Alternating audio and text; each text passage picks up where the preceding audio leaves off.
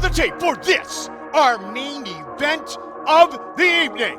We introduce the champion, Chris, the West Side Strangler Brennan.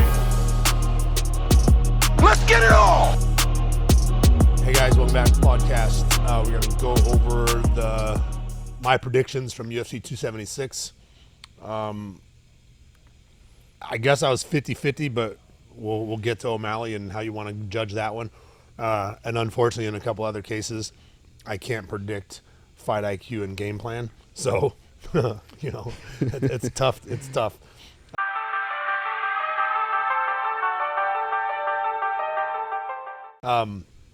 First fight was Jim Miller and Cowboy. So, again, I didn't want to see that fight in the first place. Yep. But two good things happened in that fight. Number one, Cowboy retired. That made me, as sad as I was at the time. I wasn't sad. I was super happy that he did. Yeah. Choked up, obviously, at the moment that, it sucks, number one, that he did it coming off a loss. Sure. But I think he knew, he definitely knew coming in that had he lost, maybe if he won as well, he would have been done. I don't know. What do you think's harder? Is it harder to retire off of a win, knowing you feeling like you might leave something on the table, or retiring on a loss, saying, you know what, I think my time's done? I mean, I think it depends on people in your corner, in your group. Yeah. If they're honest with you. And then I also think it depends on your ego, right? Like, can you take beating somebody knowing that they're not a top tier guy? Yeah. And so that doesn't mean that you can start beating top tier guys. Take that as what it is and be done. Yeah. Or do you beat, not saying Jim Miller's not, but do you beat an up and comer and be like, cool, I can beat him. Now I should fight top 10 guys or top 5 guys. It doesn't mean that. So, but coming off a loss as well is difficult because now your last fight was a loss. Yeah. And you wish you could just have one more, Yes. Yes. But I'm happy that he did retire, man. I was not looking forward to his fights anymore like I used to. And he actually looked like he was getting older before he even got in the cage, when they're putting on Vaseline and stuff. It's like he's actually aging, you know what I mean? And I'm glad he's got some acting stuff going. He just came out with the movie, but he's now starring in a movie with Gina Carano that the Daily Wire did. Oh, no kidding. Yeah, and it's supposed to be awesome, and I can't wait to watch it. He's actual Cowboy in it. Nice. But it looks awesome, so I can't wait to watch that. But yeah, Jim Miller's a stud. Cerrone's a stud. Yeah. I had to look back, and it was 2010 was the last time he's been submitted, and he was only submitted one time. Okay. And that was this was the next time in all of his fights that he'd been submitted. And it just was a freak thing. And it's something that I go over with Luke because Luke's a wrestler. A lot of times if they end up falling or slipping on something, they come up moving forward, and that gives you the neck. It's just right there. It's exactly what he would like someone to do. So that's where being in your guard, even though you don't want to be, is a safer bet. Sitting there real quick and deciding to get up or whatever, but coming up head first, you always run the danger of a guillotine, a Darson Anaconda, front headlock, any of that stuff. And you stop that by keeping the head closer to the body and not allowing it to get on the side. Is that right? Is that how you prevent getting in that position, or is it more complicated than that? Yeah, I mean, you want to. It was he slipped, right? He threw a kick and fell from the kick. Yep. And came up forward. Yep. Instead of being back here where your neck's out of the way. Yep.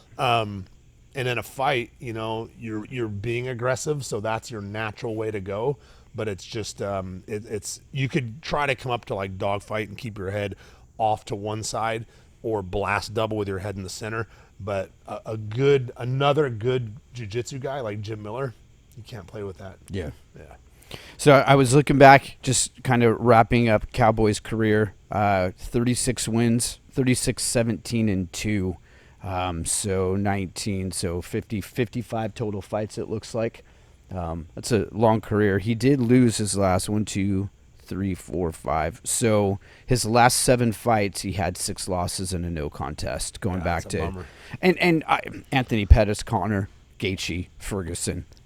Jim Miller, good people, but what's that tell you though about when he should have been done? yeah, You know what I mean? probably about 7 fights ago. Right. And I say that as a fan that he should have been, but at the same time, if he was still having fun during any of those, and still enjoying the actual fight, Yeah. then maybe. But Cerrone's a guy, and there's a video on YouTube of him talking about it. Cerrone's a guy who does not enjoy it. He stresses before the fight. He's there's a really cool video of him talking about the lead up to the fight and how his stomach feels and how the anxiety and all that stuff. So unless you're loving the fight or chasing the dollar, what was keeping him doing it? When you think 2 years ago when he fought Conor, that was the main event. That was January of 2018. So 2.5 years ago, he was. Now I know it's Conor, so it's apples and oranges, but he was a main event. Yep. And from 2.5 years later, he's deep in the undercard. Right. Right. So I think that kind of talked a little bit, and I'm sure Dana would have given him all the respect in the world, but I think at some point, it's 7 losses. He may be at a point where maybe his contract. For sure. For sure. I mean, I don't know that they would cut him. There's certain guys, and he's one of them, that they would most likely never cut. Yeah. But he might have a sit down with him and be like, hey, things start looking good. Right. And it's where people start to tarnish their legacy. Guys like him, had he stopped 6 fights ago, he would have. I don't know what his record would have been. He would have been 36-11-1. Right, 11 losses instead of what? 17. 17. Yeah. Huge difference. Huge difference. And so, like I've mentioned other guys who did the same thing, Chuck Liddell and whatnot. And the true fans understand that, and they still know that those guys they're legends and savages. But the tough TUF Ultimate Fighter fans that joined in started watching recently only see that. So it's difficult. But I'm glad he retired. I'm glad Jim Miller pulled it off. Who did I call? You called Miller. I did call Jim Miller. Yeah. And so. But you were like, that was the one where you were. I for sure wouldn't have called it by submission. I don't think that I would not have seen that happening. Sure. He actually ended up in Cerrone's guard for a second and kind of got in danger of an armbar. Then he got switched over, and then Jim almost armbarred him. And I'm just like, geez. And they got back to the field. It's like, whew, Yeah, Jim, if I remember right, was it Conor that had him in an armbar and Jim was picking him up and trying to slam him to get out of that? Cerrone? Is that, yeah. Yeah. Cerrone had the armbar and was down low, and Jim was picking him up, trying to slam him to get out of it, right? And that was in the first, wasn't it? Yeah, he then swept him, ended up on top. The exact same position happened, and Jim Miller was then armbarring Cerrone. Got it. And Cerrone ended up getting out of that as well, and back into guard. And I was like, man, this is going to be an interesting fight on the ground. You mentioned about how Cowboy. He didn't like it anymore. One of the things, the first time I ever really even knew about Cowboy was the Conor fight. And I remember distinctly getting afterwards, 40-second loss. It was super quick. And he's like, I love what I do. I love what I'm fighting. I'm still going to keep going. I love this. And 2.5 years is a long time, but during that time, like that grind. And then it was interesting to juxtapose that with Saturday night when he comes out and says, I don't love it anymore. This was a hard camp. It was a grind. I don't love it anymore. I'm done. Well, his camp was extra long, right? Because he was supposed to fight Joe Lozon. Then it fell through. Then they rescheduled it. So he stayed in camp to fight Joe Lozon again. Yep. Then it fell through again. And then he got a scheduling to fight Jim Miller. 2.5 camps. Yeah. So I don't know how long his camps are, but even if they're only 8 weeks, was that 16, at least 19 weeks of camp? It's a long time. That's a long time. That's a grind. Well, good for him. It's cool to see Cowboy go out. Obviously, storied career. He talked about hoping to be in the Hall of Fame. I don't know that there's any question about that. Do you? No doubt. He was tied with Jim Miller as the most wins in UFC history going into that fight, 23. Here's something that's crazy. Both of them and Andrei Arlovski were tied at 23 going into that fight. I think 22 or 23. Okay, they've got just here's 36 professional, but I know a lot of those aren't in the UFC. All three of them are tied for the most wins in UFC history. It was either 22 or 23. I think it was 23 and about to be 24. Okay, and Cerrone or Jim Miller both tied for the most wins in UFC history. Neither one of them ever had the belt. that's crazy. Isn't that wild? So that shows you the grind it takes to get to that top spot. Like you're fighting all these fights and all these fights. Yeah. And I don't think Jim Miller's even had a title shot. Cerrone has fought for the belt, but I don't know that Jim Miller's ever fought for the belt. And what a grind that is to never get that, but you hold the record for the most wins in that organization and still don't have it, you know. Arlovsky has, he won it, you know, I don't know, 15 years ago. But yeah, it's just such a grind. We'll get there. But teasing the 2 title fights, that really puts those fights into perspective and to see what both Volk and Izzy have done. Yeah. And I think that's really good perspective.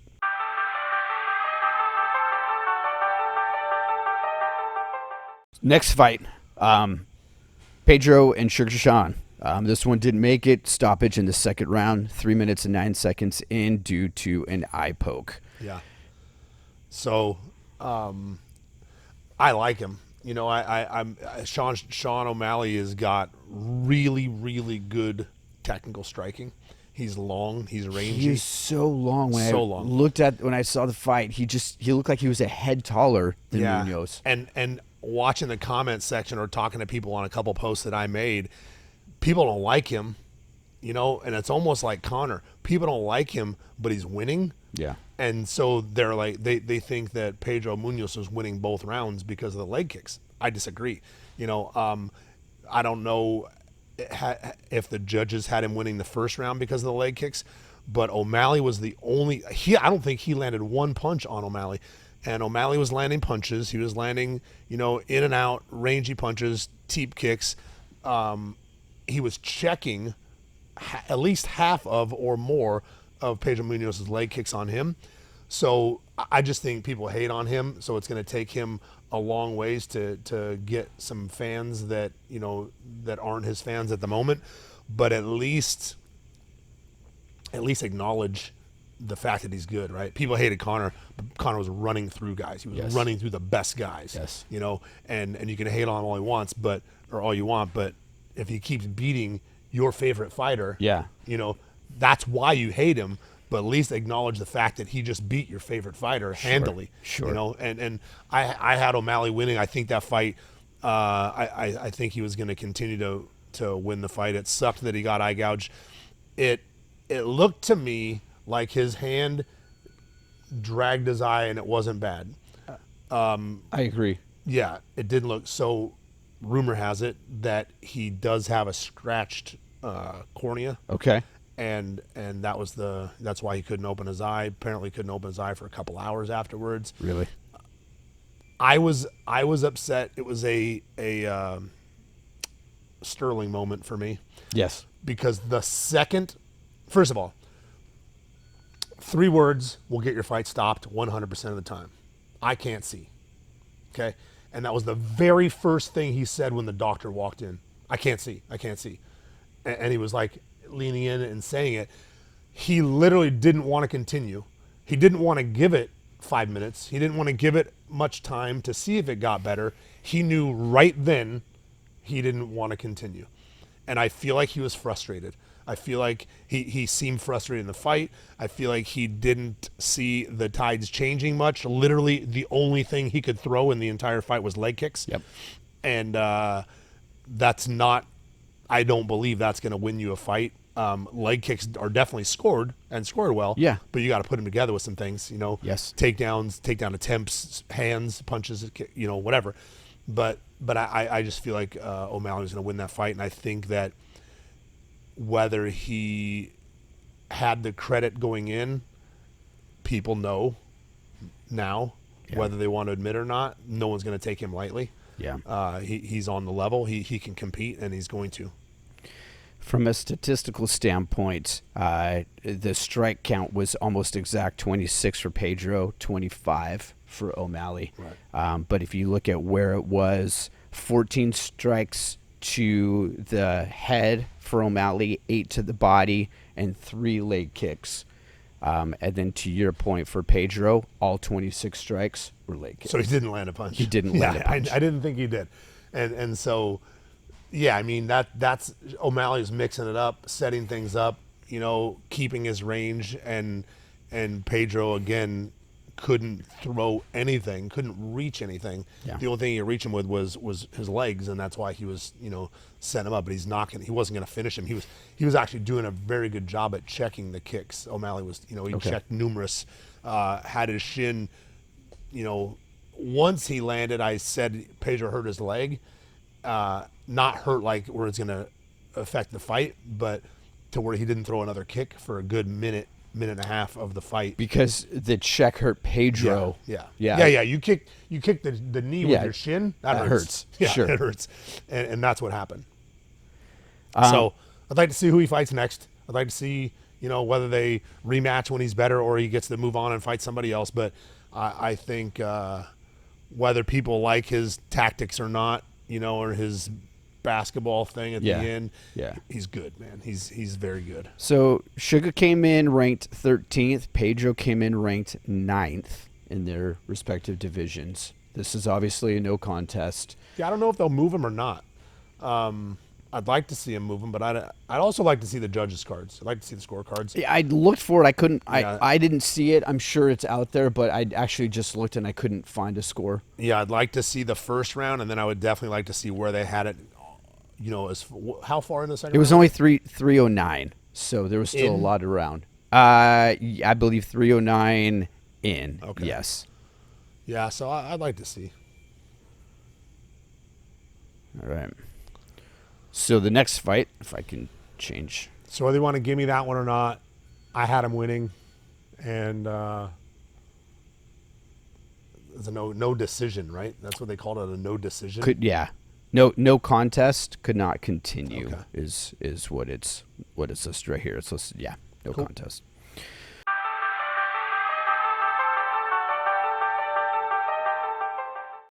Robbie Lawler and Brian Barbarino. Another guy, like I said, I think I said it on the leading up podcast. I wish Robbie would wrap it up as well. How was he? 40? Yeah, he's 40, and we talked about this. This guy, I mean, he's been fighting for 21 years professionally. So, and especially the way he fights, right? Like he takes a lot of damage, even while winning. He stands in the pocket now so much more, like he did that with Nick Diaz, but Nick Diaz doesn't have power. He's got volume, tons of volume that wears on you and ends up knocking you out or TKOing you. Brian Barbarino's got knockout power. Yep. And he did the exact same game plan. He stood right in the pocket, throwing, eating, but throwing. And he was landing really good. He was landing great punches. He's super technical boxer. He was getting hit, not super hard, but he was getting hit. And I was like, man, don't stand right there. Don't stand right in the pocket. Mix it up a little bit.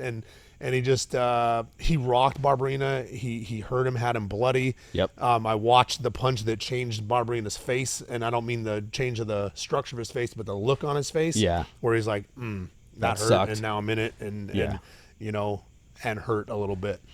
And then, but he's a dog, man. He stayed in there and just kept with the exact same game plan, and then one right hand really rocked Lawler. Yeah. And then he just jumped on it. I saw a couple elbows that that Barbarino landed that looked like were vicious. That he jumped in with one big right elbow. Yeah. And that you're right. That is actually what rocked him first. And it feels like those started to take its toll, like the culmination or the accumulation of all those elbows. Yeah. And there weren't a lot, but they just seemed like they were connected with full forearm. Super hard. Just vicious. I was just talking to the guys, in our fight team training this morning, and the forearm rocks you. Mm-hmm. The tip of the elbow is going to cut you. Yes, that slices. But he was getting hit with the thud of the elbow was rocking him, And it was a full rotation from the hip that was coming in. He was jumping in with it. Yeah, it was jumping in with it. They were deep. So I'm sure he would have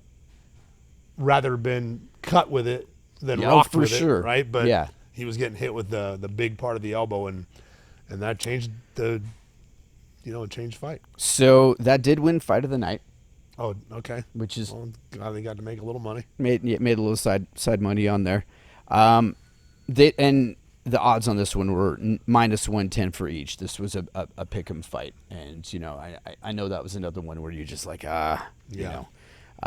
Similar guys. Yeah. Similar styles. Yep.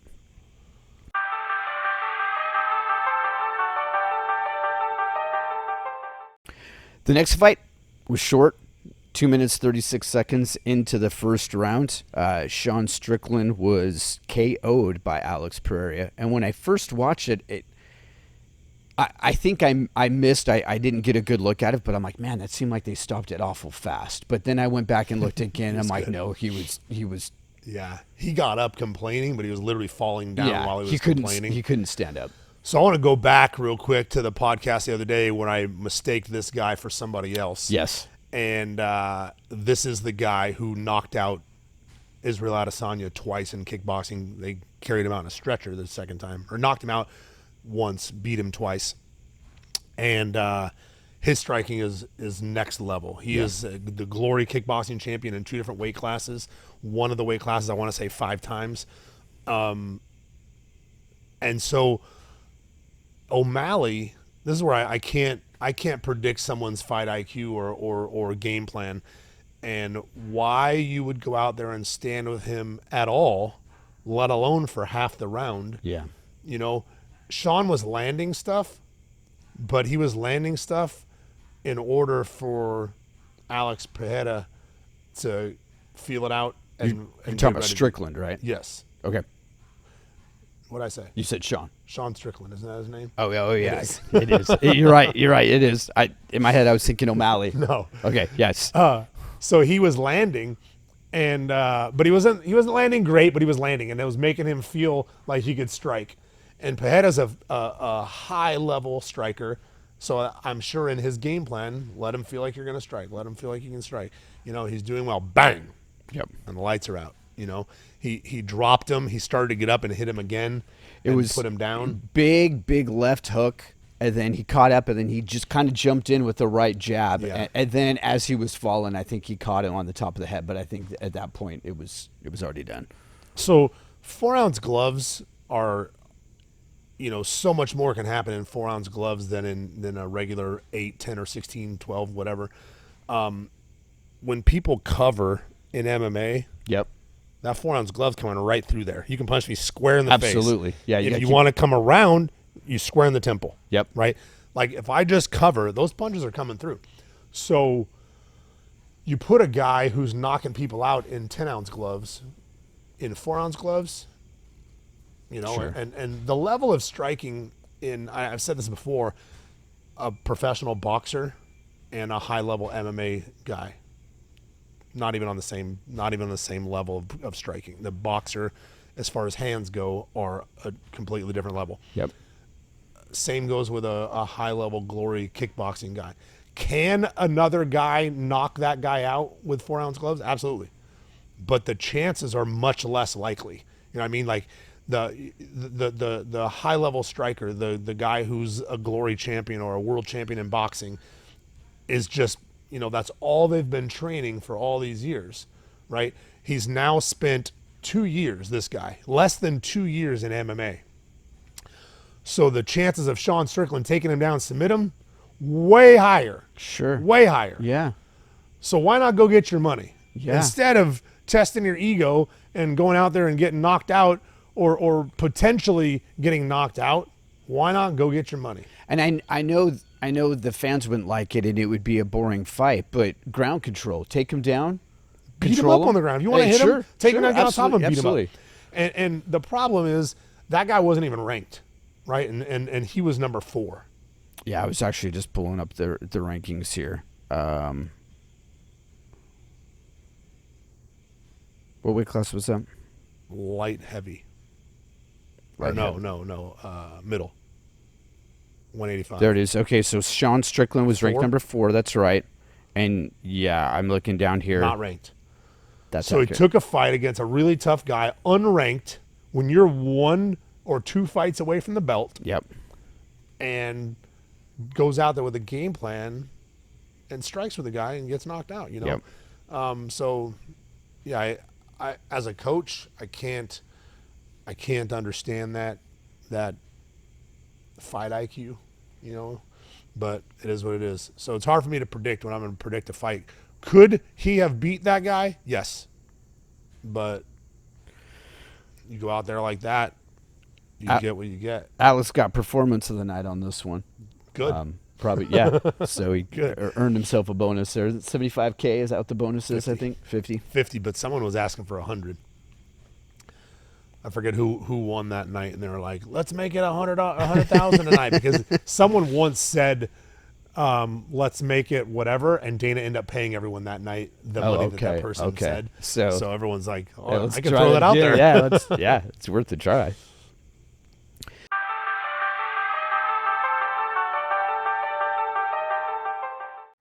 We teased these fights a little bit earlier, so we'll talk about Volkanovski and Max Holloway. Man, Volkanovski, you start looking at his record, you start looking at his body of work, and he is featherweight, which is 45. Yep. He's already dispatched Max Holloway 3 times now. This one was, I think it was 50-45 across the board. Decisive, handily. And I could pull that up and look, but I'm a big Max fan, but I know I'm also pretty bright in the game, and I knew that Volkanovski is a savage. Yeah. I mean, his fight and fight IQ, and he's 5'6". The distance he can close and get out so quickly is amazing. And he was landing. God, he's good. He's got to be on the pound for pound 1 to 2 list, and he's number 2. To who? Usman. Yeah. I mean, I that like could Usman. change. I think that could Usman's change a after stud this as well. But Volkanovski, man, he is just on a different level, and this time he proved he was on a different level than Max. So we actually Saturday night we saw 3 of the top 6 pound for pounds go at it. Holloway's number 6, Adesanya's number 3, Volkanovski's number 2. So we saw 3 of the top 6 fight, which is, when you look at this division now, I mean, what's left for Volkanovski to do? I mean, he's already talked about moving up. Yeah. To 55. He's so short, 5'6" is pretty short for 45, but moving up to 55 he's even shorter. I'm 5'8". Yep. I fought at 55 a handful of times just because my striking started to get good. Okay. And at 170, I was super short. I fought 3 guys that were 6'3" at 170. Jeez. And I obviously can't work on my striking on the guy that's 6'3" and is a striker. Yeah. So I went to 55, and even then I was more equal to everybody's height than being tall. So now you have a guy who's 5'6", 2 inches shorter than that, moving in. If he moves into 55, he's just going to be real short. That is where his speed and range distance, will come into play. But who's the 55? Charles? Oh, yeah. That's At 55 is a stacked division. You got Poirier, Gaethje, you got Makhachev coming up, Chandler, Dariush. I think that's the hardest division at the moment. Yeah, absolutely. I think the other division champions, 1-2s, are super high level, but 55 runs deep, man. It runs very deep. And so what about going the other direction? Could he get to 35? Do you think he could get that? He used to be 220. What? He used to be he was a rugby player, 220 pounds. Okay. Okay.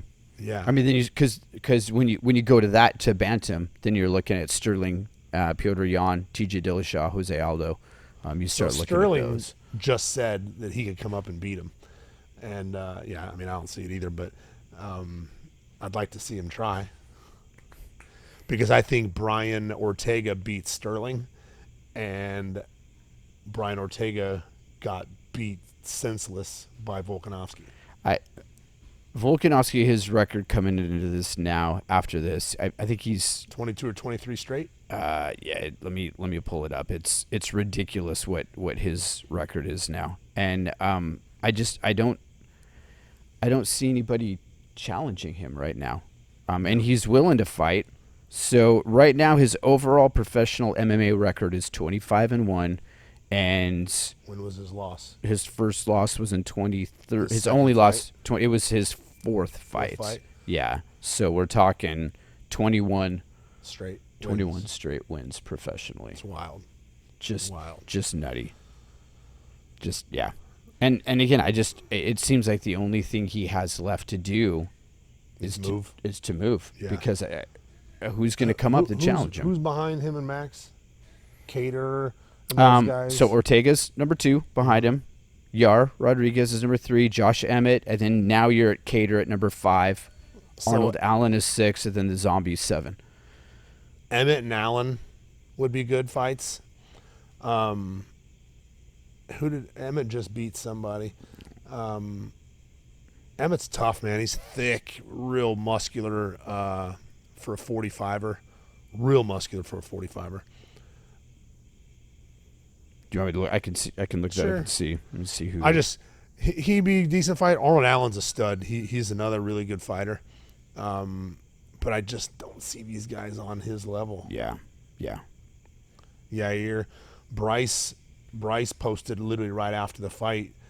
He posted after his last fight too, challenging him, saying he'd come up and beat him, and then he said, "I got Max too," you know. And honestly, man, he would be a difficult fight because he is so awkward. He takes down guys that you wouldn't think he'd be able to take down. He does it with ease. He made Edson look pretty bad. Yeah. You know, I'd be interested to see that fight too, but that's a big jump. He's at 9, so I don't know that they bump him from 9 to a title fight. Title shot. Maybe he could jump up and get Max. You know, I don't know, but we'll see. So you were talking about Josh Emmett. He actually just beat Calvin Kattar. Yeah, Kattar's and he beat Ige before that, Dan Ige. Yeah, Josh Emmett's tough. He's got Michael Johnson. Beat him. Yeah. Yeah. Interesting. See where he goes from there.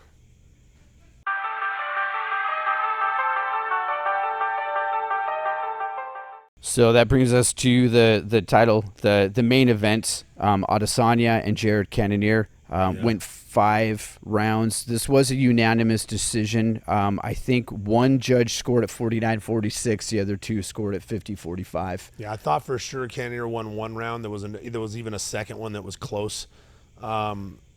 But I know that they only gave him 1. Two of the judges gave him one of them. I said it wrong. It was 49-46, 49-46. So 2 of them gave him that, and then one was 50-45. So Adesanya, as great as he is, he's fallen into that curse that happens when you get to the top. It happened to GSP. It's happened to him, Adesanya, a while ago, where he's fighting not to lose. When he doesn't finish very many people. Let me look it up. You know, I looked it up the other day. I think he's got 2 finishes in his last 6 or 7 fights. And I know he's fighting the best guys, but this is a guy, you know, who everyone says is the greatest striker, the greatest, you know, whatever. He's good. He's very good. He doesn't have that. If he has the knockout power, he's not using it. He's not stepping in using it now as much as he's point fighting and winning. You know, he's fighting to win the fight, but not to finish the fight. 4 out of his last 5 fights 5 out of his last 6 fights went the distance. Right. And then you can keep going 6 out of his last 8. I mean, he, in his last 10 fights, he's only finished 2. Yeah. And of course, the only loss came to Blachowicz right. In there. So he's. But again, then the same question comes when you start looking at his division. What does he do? Robert Whittaker, he already took care of Cannonier. Marvin Vettori, Sean Strickland, he just got bumped down. Then you got Derek Brunson, he just beat Paulo Costa. I mean, who in this division? He's already beat Paulo Costa. I don't know that he's beat Brunson, and I don't know, did he beat, who was the, go through that list one more time. There was someone, the third one you mentioned, I think. Vettori? Yeah, did they fight? Let me look and see. I think they did. They did? Yeah. Vettori, he's beaten Cannonier, he's beaten Whittaker, he's beaten Vettori, and he's beaten Costa. And Romero, he's beaten Whittaker twice. Gastelum, Brunson, Yeah. and he's actually beaten Vittori. Yeah. Early 2018. This was a long time ago. This was an early. So I don't know. You beat guys by decision. I don't know that that's a clear sign to move up in the weight class and go fight the next guys. A couple decisions is one thing, but like literally all of his fights are by decision. I don't know that I think it's because he's fighting again to not lose, to keep his belt, to keep that money, but he's not. He doesn't take risks. He's not taking risks in there to finish the fight. And when you're not, you don't have grappling, you don't have wrestling and jiu-jitsu, you have one thing that you can win by strikes, you can win by knockout. And that's the problem with having these guys that are primarily just strikers. You know what I mean? Like that's literally, if you don't knock them out, you're gonna go the distance, right? And there's no mixing it up. I'm having a hard time knocking them out. Let's take them down, submit them. Let's take them down, beat them up. It never happens. So it's just Is Izzy's takedown defense good enough that people just don't want? Like, I don't understand why people aren't trying to get on the ground. Same with OMalley, right? He's got really long range. Okay. Which already makes it hard to get inside. Yep. And their takedown defense is pretty decent as well. Okay. But you add both those things together, and it's hard to even get to their hips because they're so long, and then their defense is good once they're there, or they've made you pay on the way in with something. So it's tough. But, I would like to see him. I would like to see him trying to finish guys a little bit more, being on that pound for pound list. And it's happened to a handful of guys, even John Jones, went the distance with a lot of guys. And I understand you're fighting the guys at the top, and the best guys are hard to finish. That's why they're the best guys. But I don't know how on a different level you are than them if you can't, really hurt them. You can't really, hurt them. Speaking of John Jones, did you see that announcement that came out this week? Dana indicated that him and Stipe looks like that could happen potentially in 2022. This year. Yeah. All right. Well, yeah, I did hear him say something about John Jones is ready. Yeah. It took him a long time to get ready. Took him a long time to get ready. So we'll see how it goes. I've never been a fan of his, but I'm excited to watch him fight just because I want to see. First of all, I'd like to see him lose. I'll be honest. I do watch John Jones, but I watch him to lose, and I'm sure that's all he cares about because that's one more view. Yeah. But I'm honest about it. I think he's a terrible person. Great fighter, and I would like to see him fight those big guys. I feel like John Jones is. I watched an interview on Joe with him, and I was like, oh, I kind of like this guy. But I feel like once I go back and watch it again, I feel like he's a snake oil salesman. Oh yeah, he's a liar. Yeah, and all that anyone's ever wanted him to do is be the heel, be the bad guy. Like, go ahead and be just honest. Embrace it. Yes, embrace it. Be who you are. Yeah, and be that guy. And he never did until recently. I think he kind of realized that he doesn't have any fans of that are his fans because he's a good dude. Yeah. Right. So stop being that guy. Yeah. Whatever. Anything else? No. Okay. There's another event coming up, I think, next weekend. We'll get back to it. Sounds good. Thank you, guys. Thanks. It is all over, just like that.